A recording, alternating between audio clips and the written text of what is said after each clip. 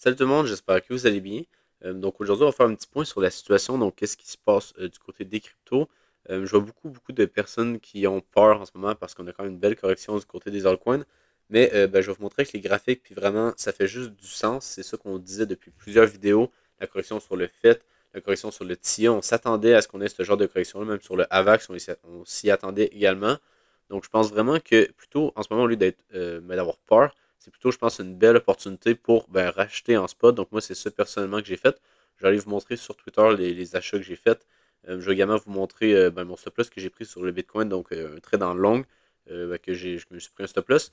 Sinon, après ça, on va aller voir beaucoup dans le coin, donc le FET, le AGX, le TIA, qu'on est revenu parfaitement là, sur le niveau de demande que je parlais juste là, le AVAX, le Solana, le RNDR et le BNB. Donc, on va voir ça dans cette vidéo. Donc, premièrement, je voulais vous montrer le post que j'ai fait ce matin sur Twitter parce que je pense qu'il est très pertinent avec la situation actuelle. Donc, il y a beaucoup de personnes en ce moment qui ont peur, comme que je dis ici, et justement, si tu as peur en ce moment, tu vas sûrement pas être profitable long terme en investissement ou en tout cas en trading parce que souvent, quand le marché va descendre, la majorité va avoir peur, tandis qu'il faut plutôt être content que ça descende. Il faut être content qu'on revienne sur des niveaux clés à time frame parce qu'après ça, quand vous êtes capable d'identifier ces niveaux-là, vous pouvez injecter des liquidités dans le marché à ce moment-là et là, après ça, littéralement acheter au bottom. C'est pas nécessairement compliqué d'acheter au bottom, c'est juste qu'il faut des connaissances, il faut juste se pratiquer à justement voir un petit peu où est-ce que ce sont les niveaux clés. Puis après ça, regardez, ok, je pense que ce niveau-là pourrait être pertinent. Puis après ça, c'est juste de suivre son plan puis d'en acheter quand on arrive dessus. Donc, comme que je disais ici, je pense qu'on est très proche d'un bottom du côté des altcoins. J'ai dit d'une, mais d'un bottom plutôt ici. Par exemple, on peut voir sur le fait que j'avais partagé là, durant les dernières semaines, quand on était à peu près ici, je parlais qu'on était vraiment sur un niveau clé à partir d'ici, les 0.382 de toute la hausse. Puis également, le petit order block juste là en daily qu'on a ici, on peut voir qu'on est arrivé dessus. Puis pour le moment, on a un beau rebond. Donc je m'attends vraiment à ce que ici, là, ce niveau-là, ça soit un bottom. Puis qu'après ça, on reparte à la hausse, qu'on vienne chercher des niveaux très élevés. Mais après ça, qu'est-ce que je dis aussi, c'est qu'il faut faire quand même attention parce qu'on ne va pas non plus acheter n'importe quoi. Il faut quand même acheter des altcoins qui sont sur des niveaux clés. Donc par exemple, je vais donner un exemple d'un altcoin qui n'est pas sur un niveau clé. Donc par exemple, le BNB ici, on a une très grosse distribution, on est venu casser la TH. Après ça, ici, on est venu casser également la grosse résistance qu'on avait là. Donc théoriquement, la target, ce serait ici la mèche qu'on a là. Venez chercher toute la liquidité. Et là, après ça, soit repartir à la hausse ou redescendre pas mal plus bas et confirmer la grosse distribution qu'il y aurait là. Mais ouais, théoriquement, ici, sur le BNB, c'est pas nécessairement le niveau que vous voulez racheter. Tandis que sur le fait, c'est vraiment le niveau clé à tenir. Puis ça serait un très bon niveau pour en racheter. Donc, c'est pour ça que, ce que je vous dis, que c'est dans ces moments-là qu'on voit qu'il y a des compétences qui sont capables d'analyser d'avance qu'est-ce qui va se passer, puis d'avoir un plan d'avance. Puis après ça, de simplement acheter quand on est sur nos niveaux clés, au lieu de juste hold, puis par exemple, acheter là, puis là, se dire, c'est pas grave, on va revenir là, mais on va repartir à la hausse. C'est mieux d'acheter ici, puis après ça, de prendre des profits au fur et à mesure que ça monte. Et c'est comme ça qu'on est vraiment rentable sur les marchés. Donc maintenant, du côté de qu'est-ce que j'ai acheté en spot, j'ai acheté du AGX ici. Donc, en gros, ici, on était sur un niveau clé. Finalement, on est revenu un petit peu plus bas, mais je vais vous montrer juste après. Donc, j'en ai acheté sur le niveau clé quand on est venu swap toute la liquidité qu'il y avait ici. Finalement, on est revenu un petit peu plus bas que mon niveau clé, mais on est revenu dans l'order block ici. Donc, qu'est-ce que je vais faire, c'est que si on passe en dessous de l'order block que là, je vais couper ma position parce que ça voudrait dire qu'on revient dans ce gros niveau-là ici, puis que sûrement qu'on va avoir une plus grosse accumulation ici. Donc, moi, c'est pas vraiment ça que je veux trader. Je veux vraiment avoir un rebond ici pour repasser à la hausse. Donc, si jamais on casse en dessous ici, je vais perdre à peu près moins 15% sur ma position, donc c'est pas très grave. Puis si jamais on pump ici puis qu'on passe ce niveau-là clé, puis on tient tout ce niveau-là ici à partir des 0,5$ environ, je m'attendrai à ce qu'on vienne chercher une nouvelle ATH au 1,5$. Ensuite, du côté du TIA, je vous parlais justement de ce niveau clé-là. Donc j'en ai acheté juste là qu'on est venu retester le niveau clé. Après ça, ma target, c'était le nouvel ATH, genre les 22$, même plus haut un peu. Si jamais on a du momentum, je vais le laisser partir un peu plus haut. Mais ouais, je pense que vraiment on est sur un très bon niveau. On était venu sur la liquidité. Donc je vais aller montrer ça directement sur TradingView. Mais vraiment, on a beaucoup d'altcoins qui sont assez intéressants en ce moment pour recharger en spot. Donc en tout cas, moi, personnellement, c'est ça que j'ai fait. Je vous dis pas que c'est ça qu'il faut faire. Mais ça reste que personnellement, c'est ça que je trouve qui est vraiment optimal en ce moment. C'est pas de vendre puis de panic sell. C'est vraiment juste de planifier nos entrées, d'entrer quand on arrive sur nos niveaux. Puis après ça, on laisse le marché faire qu'est-ce qu'il veut. Si on passe en dessous de notre invalidation, on close sur notre position, c'est pas plus grave que ça. Mais si on pump, on fait juste laisser le marché faire. Puis après ça, on target des niveaux assez élevés, comme par exemple le TIA. Je pense qu'on peut venir target les 22$ assez facilement. Donc, premièrement, sur le Bitcoin ici, qu'est-ce que je vois? C'est que on est revenu un petit peu plus bas, on est revenu chercher la mèche qu'on avait juste là. On n'est pas encore revenu sur nos niveaux clés qu'on parlait là, mais en gros, j'ai quand même tenté un long. Pourquoi j'ai tenté ce long-là? C'est parce que si on va en 15 minutes, en gros, qu'est-ce qu'on avait ici? C'était qu'on avait un gros support qui s'était formé juste là après le pump qu'on avait eu ici. Donc je me disais qu'il allait y avoir beaucoup de personnes qui allaient se positionner en long ici avec un stop juste là. Donc après ça, quand on a eu la liquidation du support qu'on avait là, je me suis dit, ok, ça pourrait être intéressant de tenter un long, mais je ne vais pas être trop pressé sur le premier rebond ici, surtout quand j'ai vu ce genre de price action-là. Souvent, on vient faire un niveau plus bas pour là, après ça, repartir à la hausse. Donc c'est pas mal ça qu'on a fait. Après ça, on est venu reliquider une deuxième fois. Donc souvent, quand on a une deuxième liquidation comme ça, puis en plus, on est venu chercher la mèche qu'on avait, par exemple, si je vais en 4 heures, on est venu chercher la mèche juste là ici. Donc ce niveau-là, on est venu la chercher juste là. Donc je me disais vraiment que ça allait être un niveau très très intéressant pour tenter un long. Donc, on peut voir que justement, on avait créé des equal low en plus, donc c'est pour ça que je ne voulais pas long quand on a eu le rebond ici, mais je voulais plutôt attendre une deuxième liquidation pour là tenter un long. Donc après ça, qu'est-ce qu'on a eu? On parlait par exemple en 3 minutes. C'est qu'on a créé un autre support à court terme. Donc on avait des equal low juste là. On avait également le support qu'on était venu retester juste là. Après ça, j'ai attendu un changement de la structure ici, donc vers ce niveau-là. Et là, après ça, je suis rentré, pas ici, je suis plutôt rentré sur l'order block en 5 minutes qu'on avait là. Donc juste là, avec un stop ici, je ne sais pas pourquoi que ça s'est déplacé, là, mais en tout cas, c'était ici que je suis rentré en longue. Finalement, je me suis fait stop là, donc finalement, on est revenu faire un niveau plus bas, mais c'est pas plus grave. Ça reste que le setup était très très clean. En gros, ici, si jamais on a un rebond, puis qu'on aurait fait quelque chose comme ça ici, je m'aurais attendu à ce qu'on vienne chercher littéralement les equal high qu'on avait juste là. Donc je pensais qu'il y avait de très très fortes probabilités qu'ici on soit sur un bottom. Finalement, c'est pas le cas. Finalement, on va sûrement revenir sur les niveaux clés, ou en tout cas, je vois qu'est-ce que la price action nous donne. Mais pour l'instant, c'est pas ultra clean de trader ici, à part le setup que j'avais ce matin. Mais pour moi, ici, c'est juste d'attendre un peu, de voir si on revient ici, pourquoi pas tenter des longues, si jamais on a un setup qui est correct. Puis sinon, on va juste attendre de voir qu'est-ce que la price action se dessine pour voir si on veut tenter des longues. Parce que, comme que je vous dis, moi, je suis plutôt bullish. Je m'attends à ce qu'on vienne chercher la TH juste là. C'est juste qu'à court terme, en gros, là, j'ai un lot protégé ici. Donc, ça voudrait dire qu'on pourrait faire n'importe quoi ici, n'importe quoi là. Parfait, on pourrait revenir jusque là. Puis après ça, venir chercher la TH. Donc, vraiment, on pourrait encore ranger quelques temps. Là, il n'y aurait pas vraiment de problème. Ce serait juste qu'il ne faudrait pas revenir en dessous du lot qu'on a là, sinon ce serait très très bearish. Mais pour l'instant, sur le marché en général, on peut faire littéralement n'importe quoi. Puis quand on venait chercher un ATH, ça veut dire que théoriquement, on devrait repartir à la hausse. Puis que j'avais raison sur mon biais ici avec un lot protégé et un high que je m'attendrais à ce qu'on vienne chercher vers l'ATH. Maintenant, du côté de l'Ethereum, je ne vais pas nécessairement beaucoup en parler aujourd'hui parce que je vais plutôt vous montrer les altcoins juste après. Donc ici, on a le high qu'on avait juste là, qu'on est venu retester. Donc ça répète notre bottom. Encore une fois, sur l'Ethereum, on est revenu faire un nouveau plus bas ici. Après ça, on est venu faire un higher low. Donc en gros, sur le Bitcoin, on est venu faire ça. Mais sur l'Ethereum, on est venu faire un higher low. Donc on est théoriquement bullish ici. Mais je vous dirais que on n'a pas tant de choses à dire sur l'Ethereum. La seule chose que je pourrais dire, c'est qu'on commence à accumuler la liquidité au nord. Donc on peut voir qu'on a des equal highs juste là. On est également juste là. Donc théoriquement, on devrait trouver un bottom quelque part ici dans ces niveaux-là pour après ça partir à la hausse et venir chercher ces highs-là. C'est juste que qu'est-ce qui est compliqué, c'est d'avoir le bon timing, là, de savoir exactement quand est-ce qu'on va avoir notre bottom. Mais ouais, sur l'Ethereum, j'ai pas grand-chose d'autre à dire à part qu'on commence à accumuler la liquidité au nord et qu'on arrive sur des niveaux clés. Donc je m'attendrai à un mouvement aussi de la part de l'Ethereum durant les prochains jours, là, théoriquement. Maintenant, je voulais également vous montrer le Total 3. Donc, aussi, c'est très intéressant le Total 3. Pourquoi? Parce que ça regroupe toutes les crypto-monnaies sauf le Bitcoin et l'Ethereum. Donc, on parle vraiment juste des altcoins. En gros, ici, qu'est-ce que je voulais vous montrer, c'est le fait qu'on est revenu sur l'order block weekly qu'on avait là, qu'on parle juste ici. Après ça, on a bien redescendu. On est revenu chercher, si je vais en 5 jours, on avait un order block en 5 jours juste là. Mais ça se pourrait très bien qu'ici, on ne soit pas sur un bottom vers la mèche qu'on a là et qu'on revienne un petit peu plus bas. Donc, en gros, je vais vous expliquer. C'est que ici, on a un très très gros support qui s'est formé juste là. Donc, tout ce niveau-là ici, on a un très très gros support. Ça veut dire qu'à chaque fois qu'on en revient là, il y a beaucoup de personnes ici qui vont tenter des longues avec des stops en dessous ici. Puis, qu'est-ce qui pourrait arriver, c'est qu'on revienne en dessous du support. Donc, on liquide le support pour là, après ça, repartir à la hausse et venir faire des plus hauts. En gros, aussi, qu'est-ce qui est vraiment pertinent, c'est le fait qu'on crée un support juste au-dessus d'un order block monthly qu'on a là. Donc, qu'est-ce qui serait vraiment parfait? Ce serait qu'on viendrait faire une mèche ici vers l'order block monthly et que là, après ça, on peut se repartir à la hausse et venir chercher un nouvel ATH juste là. Donc, vraiment, moi, c'est ça que je vais essayer de trader. C'est sûr que, par exemple, je suis rentré déjà en spot sur le AGX et le TIA, mais ça reste que ça se pourrait très bien qu'on ait une mèche ici pour venir chercher ce niveau-là pour après ça repartir à la hausse. Donc, je vais regarder ça. Mais ouais, c'est ça. Je pense vraiment que ici on est, c'est quand même clean le setup qu'on a avec le gros support qu'on a juste là. Je m'attendrais peut-être à ce qu'on revienne chercher l'order block ici pour là, après ça repartir à la hausse assez fort là, pour venir chercher toutes les highs qu'on avait accumulées juste là. Aussi, ben, très bonne nouvelle du côté des others. Donc ça correspond à toutes les cryptos sauf le top 10. Donc là, on enlève encore des altcoins, puis on garde vraiment juste les plus petits altcoins. Donc, ce qui est intéressant, c'est qu'on est revenu sur le niveau que je parlais, donc l'order block monthly qu'on avait là. Mais en gros, c'est qu'on était revenu le retester ici, mais on n'était pas revenu retester le corps. Donc là, on est revenu le retester, donc c'est vraiment parfait pour justement avoir un mouvement aussi.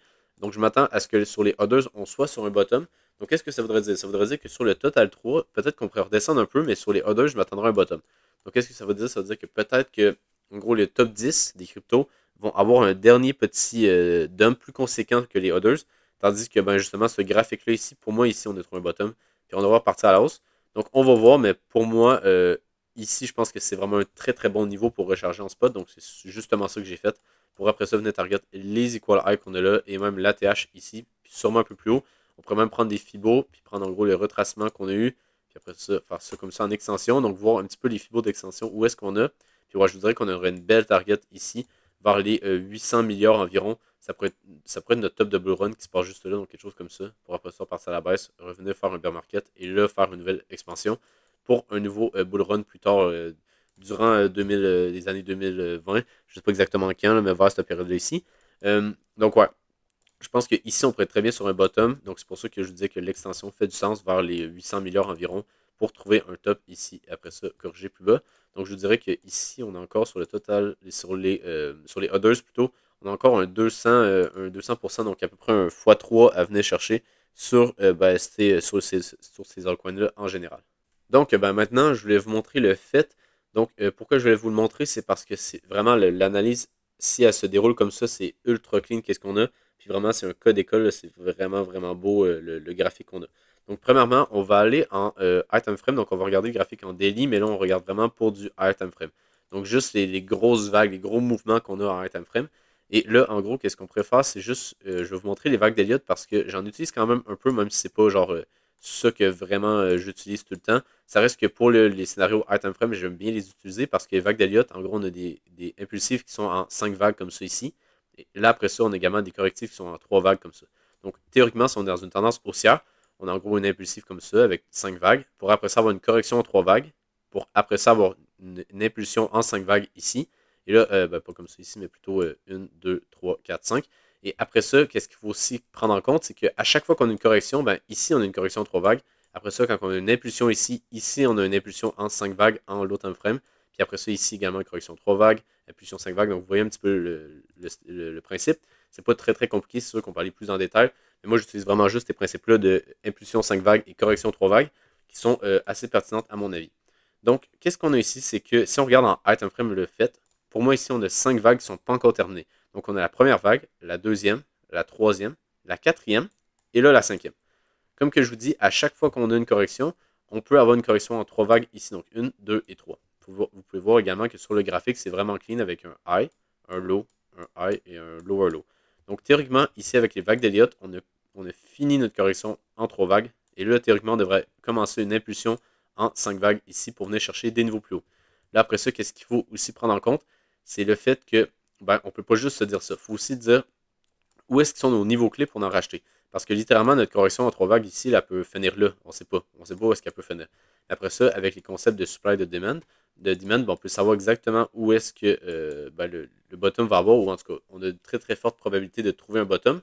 Donc après ça, c'est pour ça que je vous montrais, ben, après ça également, on peut voir qu'on a une correction en 3 vagues ici. Donc vraiment, c'est tout imbriqué, c'est toute une fractale. Donc en gros, une correction en 3 vagues comme ça. On a 3 vagues également comme ça. Donc, vous pouvez voir que c'est vraiment dans toutes les corrections, on a des corrections 3 vagues. Dans toutes les impulsions, on a des impulsions 5 vagues.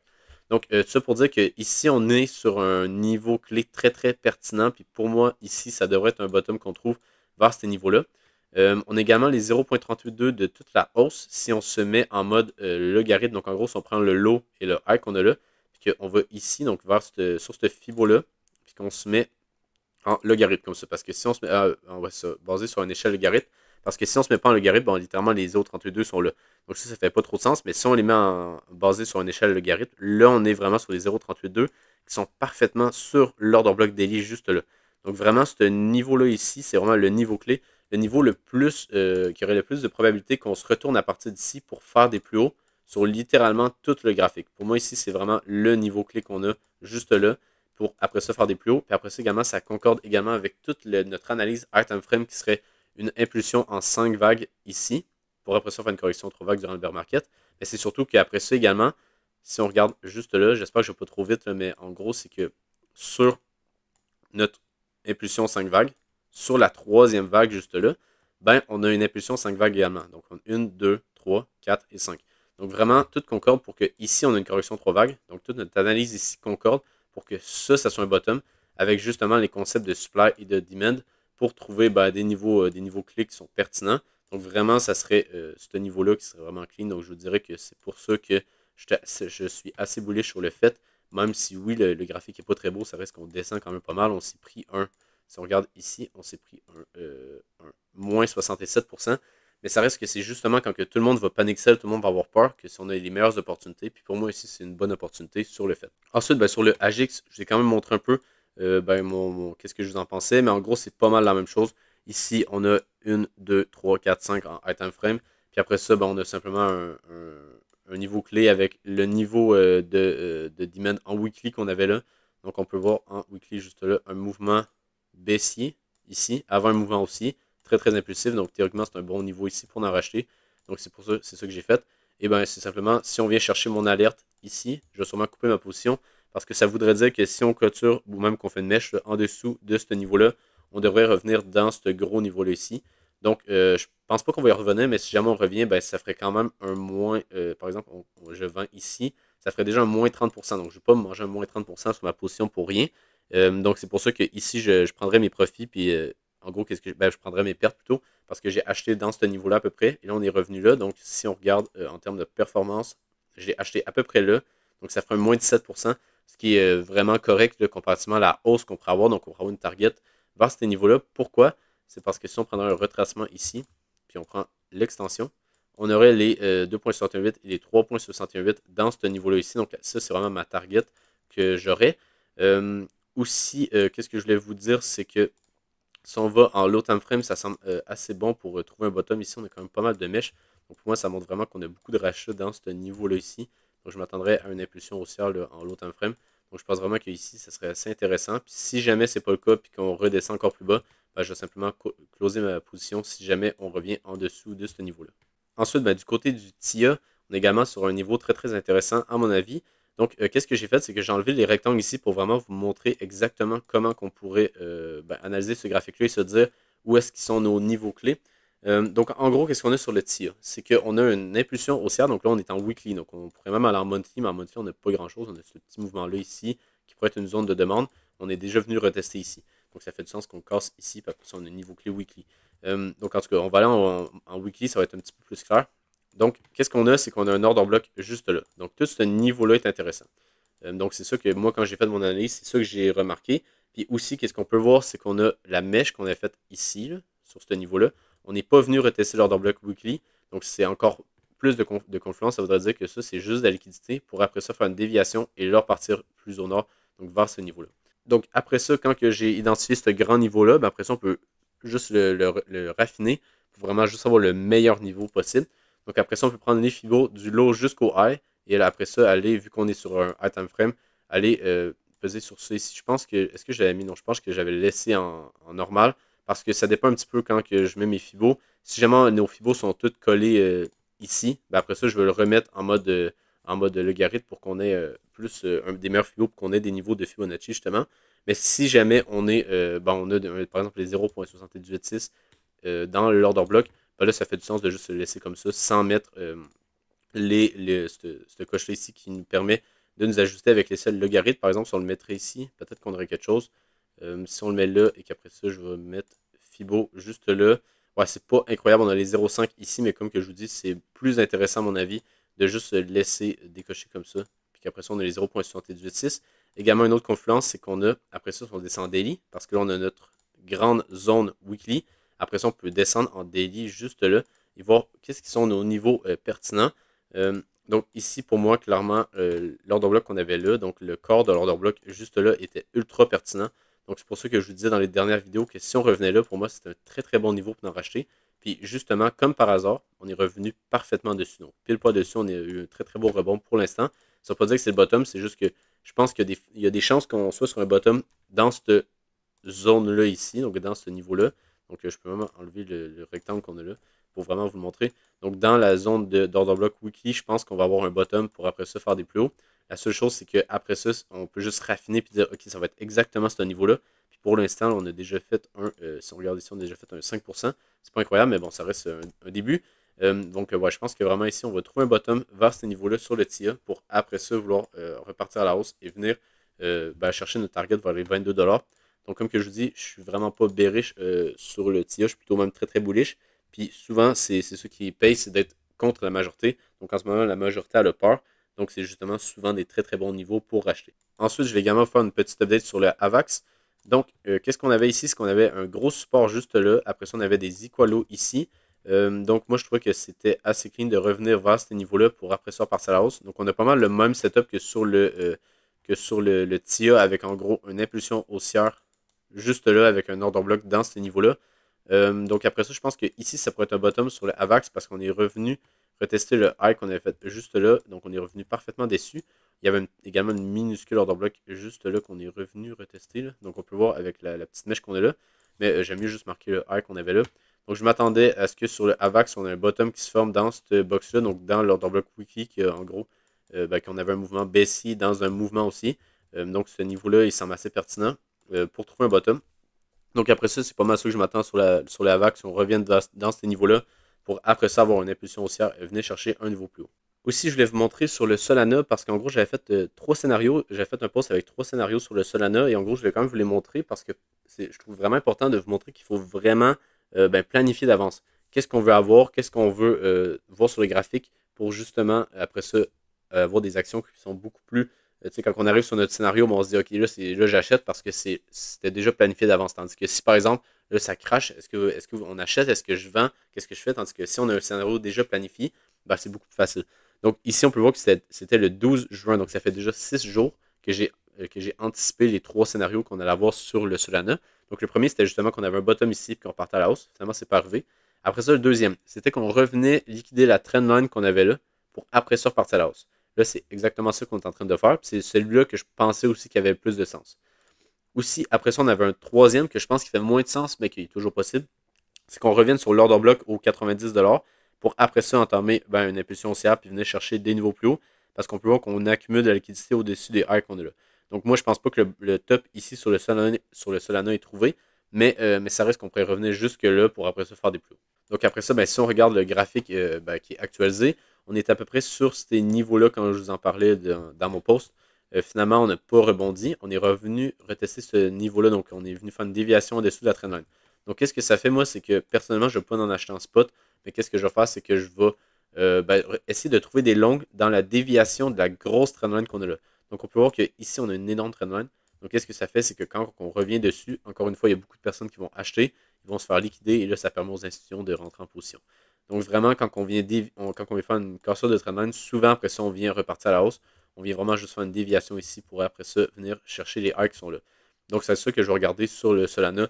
Vraiment, je ne m'attends pas à ce que ça ici ça soit très très bearish. Je ne m'attends pas à ce qu'on revienne là. Ça se pourrait, comme que je vous dis, même revenir peut-être sur le petit order block qu'on a juste là ici, là, qui serait vraiment le niveau raffiné.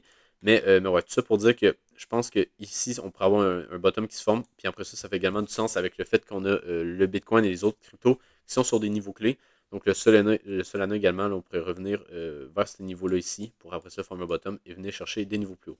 Ensuite, je vais également vous montrer le RNDR que, en gros, le RNDR et le BNB, je vais vous montrer, qui sont des contre-exemples. Donc des cryptos que personnellement, je n'achèterais pas parce qu'on n'a pas de setup. On n'a pas de setup clean qui nous permettrait de faire une décision qui fait du sens puis qu'on se dirait, OK, celle-là, c'est une bonne décision parce que j'ai déjà planifié d'avance. Donc en gros, sur le RNDR, vu que je suis bullish chez les autres cryptos, je pourrais me dire, OK, je vais acheter du RNDR vu que justement je crois au projet ou peu importe. Mais c'est que si on regarde le graphique ici, on a littéralement 0 niveau clé qui sont pertinents pour entrer en position sur la RNDR. On avait ce niveau-là ici, qu'on a très bien réagi. On peut voir qu'on a eu quand même une belle hausse ici. On a eu plus 5% sur ce niveau-là. Mais finalement, ça n'a pas été assez. On n'est pas venu faire des plus hauts. Je m'attends à ce qu'on vienne faire des plus hauts sur la RNDR. C'est juste que ici, pour moi, c'est clairement pas un niveau intéressant pour tenter d'en acheter. Pourquoi? Ben parce qu'on a littéralement zéro niveau de demande. C'est juste des mèches. Donc, qu'est-ce qu'on est en train de faire ici? On est en train de faire un gros support. Donc, je m'attendrais à ce qu'on revienne peut-être dans le mouvement baissier qu'on a là avant le mouvement aussi. Donc, à partir du high qu'on a là. Donc, je m'attendrais à ce qu'on revienne vers les 5,2 $ sur le RNDR. Donc, vraiment, ça va être ça que je vais m'attendre. Mais je pense pas que ici c'est pertinent d'en acheter, justement à cause qu'on a littéralement zéro niveau clé.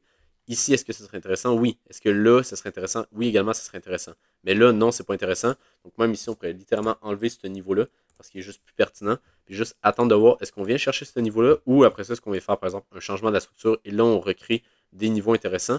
Mais pour l'instant, ici, pour moi, c'est vraiment pas un altcoin que j'achèterais. Je vais également vous montrer le BNB parce que c'est littéralement le même setup que je vous montrais sur Twitter. On est revenu un petit peu plus bas.